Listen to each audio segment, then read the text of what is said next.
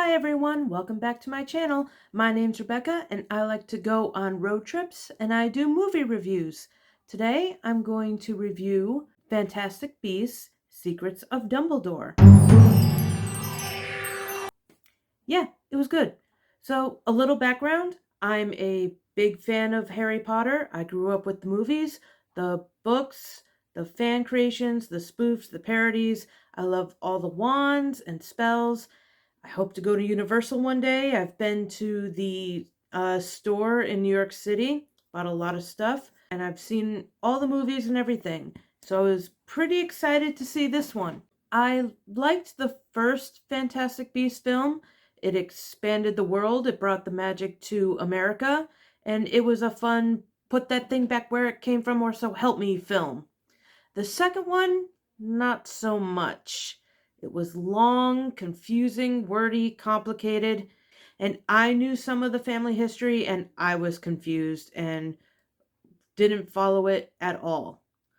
But this one's better than the last film, though that's not saying much, but it gets the franchise back on track. Secrets of Dumbledore is directed again by David Yates, who has directed every wizard film since Harry Potter 3. The screenplay was not as confusing and not as wordy this time because although J.K. Rowling was listed as a screenwriter, she had a co-writer again, Steve Kloves, who was also a producer. He helped the screenplay to make it more visual and not just exposition dialogue. Though there was some dialogue that was still hard to understand and I couldn't hear clearly what they were saying. I wish theaters had closed captioning for films like this. And yes, there was exposition in there. Remember, this is what happened in the last film, character saying to another character.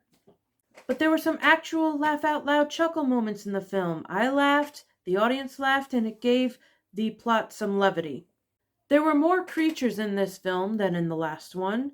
Some were adorable and cute, and some were very scary and really very disgusting. The visuals were good. The special effects for the magic were top notch, much better than the main Harry Potter films, though that's because of time. The cinematography showing the exteriors and the establishing shots of the mountain ranges and all the castles and the cities were very pretty and very well done. Though it wasn't as colorful, the colors didn't pop. It was still gray and dark, but the shots were beautiful. So let's get into it. Mads Mikkelsen was much better than Johnny Depp as Grindelwald, in my opinion. He was a better fit. He played Grindelwald more grounded and intimidating and a little scary, not as big as dramatic as Johnny Depp did. Though they should have just kept Colin Farrell throughout the whole thing so they wouldn't have to deal with recasting everyone. But Jude Law plays a great Dumbledore. He's aloof, kind, secretive, and wise like the wizards Merlin and Gandalf before him. And he was a mix between the two previous Dumbledores. The main plot of the film is that the Wizarding World is holding an election to find the next leader of the entire Wizarding World, that I guess who the ministers of magics for each country are beholden to. I don't know. That's it. That's the whole plot. There's an election. But it's not really an election. It's more like this rare deer type creature, the Chillin, who's very cute, by the way. The Chillin chooses the next leader because of magic reasons, and the people have no say. The people only choose the candidates who the Chillin looks at. So Grindelwald's plan in this film is to fix the election by stealing the Chillin so that he wins and to start a war between the wizards and muggles. So Dumbledore, Newt, and the entire gang try to stop him. That's it. The whole election and trying to fix it, it felt really, really familiar. Like an allegory to the events of today, and it was a bit awkward making those comparisons in my head while watching it. But the film definitely fixes the terrible, terrible twist ending that the second film had, and it made it plausible, and it added to the Dumbledore family history canon that we're all familiar with without it screwing it up. The film also adds a new trait to the phoenix bird, which in this film plays the role of a raven and what they signify in literature. But then when you think about it, it makes the presence of Fawkes sad and awkward, but then again, it makes sense in hindsight. This film wasn't the end of the franchise at all. There will be other movies in this series, so it felt like the film was just a short chapter in the overall story.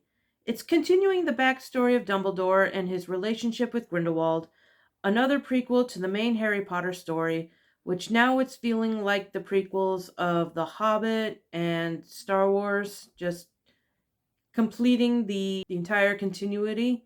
We have to eventually see how Dumbledore gets the Elder Wand, even though we all know how he gets the Elder Wand. It just has to be on film, so it's got to be a complete series. The movie felt like an oops, never mind, this is how we're doing the films now, forget the last one. It's just backtracking and fixing it. But despite all that, I really did enjoy it. If you're still a fan of the Harry Potter films and the Wizarding World, I believe you'll enjoy it too. I smiled when the Hogwarts theme music played and all the familiar castle sets and exterior flying shots around the Hogwarts castle grounds. And when I saw the golden snitch, all those nostalgic memories flooded into my brain. So I smiled, I laughed. It was fun. I had a good time. So if you're still a fan, you will enjoy it. I gave this movie an A minus and a very low A minus. It was better than the second one, but it didn't wow me. It's a good addition to the Wizarding World saga. Am I right? Am I wrong? What did you think about it? Have you seen this film? Are you still a fan? Did you like this film? Did you hate it? Tell me in the comments. And if you want to hear more about my movie reviews, the summer blockbusters are coming up, and I'm still working on my videos for my Austin trip last weekend. It was fantastic. And next weekend, I'm heading to Las Vegas. So those videos will be up soon, and I'll see you on the road and in the theater next time.